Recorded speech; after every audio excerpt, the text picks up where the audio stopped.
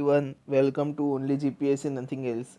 આજે આપણે 5 સ્ટાર સિરીઝમાં 5 મહત્વના પોલિટીના સવાલ ડિસ્કસ કરીશું. આ મૂવી તો તમે બધાએ જોયું જ હશે.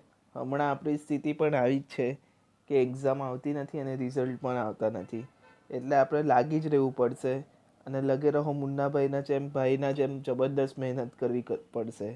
ભાઈએ તો ગર્લફ્રેન્ડ પટાવવા મહેનત કરી હતી, પરંતુ આપણે તો કરિયર બનાવવા મહેનત કરવી પડશે. એટલે લાગી રહો અને રિવિઝન કરતા રહો. ફર્સ્ટ ક્વેશ્ચન મિત્રો, નીચેમાંથી કેન્દ્રીય તકેદારી આયોગ વિશે કયા વિધાન સાચા છે? એટલે કે સીવીસી, સેન્ટ્રલ વિજિલન્સ કમિશન, એના 3 વિધાનો આપ્યા છે, એમાંથી કયા સાચા છે એ કહેવાનું છે. સીવીસી એક વૈધાનિક બોડી છે. સીવીસીમાં એક મુખ્ય કમિશનર અને બીજા 2 અન્ય કમિશનર હોય છે. સીવીસીનો કાર્યકાળ 5 વર્ષ અને 65 વર્ષનો હોય છે. તો મિત્રો, સીવીસી એ ભ્રષ્ટાચારને અંકુશ માટે બોડી બનાવેલી હતી. સંથાનમ સમિતિની ભલામણથી સીવીસી બનાવવામાં આવી હતી, બરાબર. એને 2003માં વૈધાનિક દરજ્જો આપ્યો, બરાબર. એટલે ફર્સ્ટ સ્ટેટમેન્ટ તો ખરું છે. આ સેકન્ડ સ્ટેટમેન્ટ બી ખરું છે કે એક મુખ્ય કમિશનર અને બીજા 2 અન્ય કમિશનર હોય છે, બરાબર.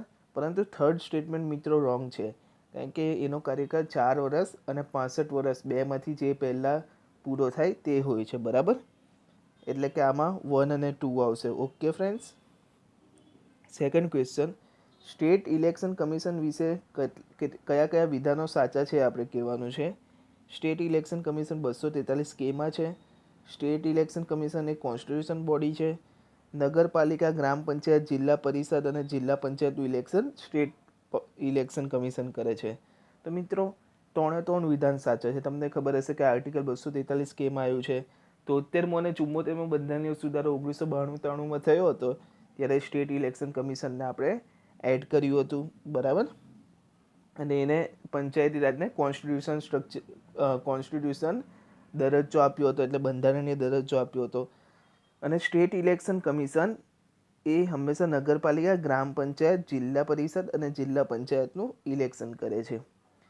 નેક્સ્ટ ક્વેશ્ચન મિત્રો, હવે શિડ્યુલ 6 છે એના વિશે કયા વિધાન ખોટું છે એ કહેવાનું છે. શિડ્યુલ 6માં આસામ, મિઝોરમ, ત્રિપુરા, મેઘાલયનો સમાવેશ થાય છે. તો એ મિત્રો સાચું છે. ATMM યાદ રાખજો: આસામ, ત્રિપુરા, મેઘાલય અને મિઝોરમ. શિડ્યુલ 6 મુજબ ઓટોનોમસ ડિસ્ટ્રિક્ટની રચના થાય છે, તો એ પણ સાચું છે મિત્રો. સ્વાયત્ત જિલ્લાની રચના થાય છે, બરાબર. આસામના બોડોલેન્ડ ઓટોનોમસ ડિસ્ટ્રિક્ટમાં આવે છે, તો એ મિત્રો સાચું છે. આ કરંટમાં પણ હતું કે જે આસામનું બોડોલેન્ડ છે એ ઓટોનોમસ ડિસ્ટ્રિક્ટમાં છે, બરાબર. ઓટોનોમસ ડિસ્ટ્રિક્ટનો હેડ પ્રેસિડેન્ટ હોય છે. તો મિત્રો આ રોંગ છે. હંમેશા ઓટોનોમસ ડિસ્ટ્રિક્ટ હોય એનો હેડ ગવર્નર હોય છે, બરાબર. એટલે આમાં ડી આન્સર આવશે ખોટામાં. ફોર્થ ક્વેશ્ચન, PIL માટે કયા વિધાન સાચા છે? એટલે PIL એટલે પબ્લિક ઇન્ટરેસ્ટ લિટિગેશન, જેને આપણે ગુજરાતીમાં જાહેર હિત યાચિકા કહીએ છીએ, બરાબર. ફર્સ્ટ સ્ટેટમેન્ટ, અમેરિકામાંથી કોન્સેપ્ટ ઇન્ડિયાએ લીધો છે, તો મિત્રો એ સાચું છે. જસ્ટિસ PN ભગવતીએ ઇન્ડિયામાં ઇન્ટ્રોડ્યુસ કર્યું હતું, તો એ પણ સાચું છે મિત્રો. 1970માં PILના લીધે આર્ટિકલ 21 ફંડામેન્ટલ રાઇટ હજી બ્રોડ થયો છે, તો આ પણ સાચું છે મિત્રો. થયું શું હતું કે right to environment, right to marriage, પછી રાઇટ ટુ સ્લીપ, આ બધું આર્ટિકલ 21માં ખાલી રાઇટ ટુ લાઈફ જ આવતું હતું, પરંતુ PIL કરીને આર્ટિકલ 21 જે ફંડામેન્ટલ રાઇટ છે એ બ્રોડર થઈ ગયો, બરાબર. એનો વિસ્તાર વધી ગયો, એટલે આમાં ઓલ ઓફ અબોવ આવશે, બરાબર ફ્રેન્ડ્સ. લાસ્ટ ક્વેશ્ચન મિત્રો, પ્રેસિડેન્ટ ઇલેક્શનમાં કોણ કોણ ભાગ લે છે? સંસદના બંને હાઉસના મેમ્બર, એટલે લોકસભા અને રાજ્યસભાના મેમ્બર, તો સાચું છે.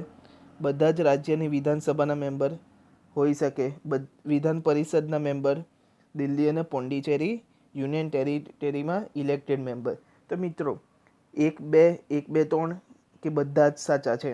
તો મિત્રો આમાં આ ખોટું છે. તમને ખબર હશે કે વિધાન પરિષદના મેમ્બર ભાગ નથી લેતા.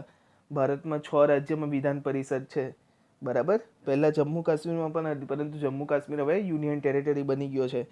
એટલે પ્રેસિડેન્ટના ઇલેક્શનમાં સંસદના બંને હાઉસના મેમ્બર, બધા જ રાજ્યની વિધાનસભા અને દિલ્હી અને પોંડિચેરીના ઇલેક્ટેડ મેમ્બર ભાગ લે છે, બરાબર. પ્રેક્ટિસ લાઇક અ ચેમ્પિયન, એટલે હમણાં આપણી પાસે સમય છે મિત્રો, એટલે આપણે ખૂબ પ્રેક્ટિસ કરવી જોઈએ. અને જ્યારે પણ હવે 2-3 મહિનામાં એક્ઝામ આવે ત્યારે આપણે આપણું બેસ્ટ પરફોર્મન્સ આપવું જોઈએ. ઓકે ફ્રેન્ડ્સ, જોતા રહો, શેર કરતા રહો તમારા મિત્રોને. ઓકે, ધ્યાન રાખજો. Thank you.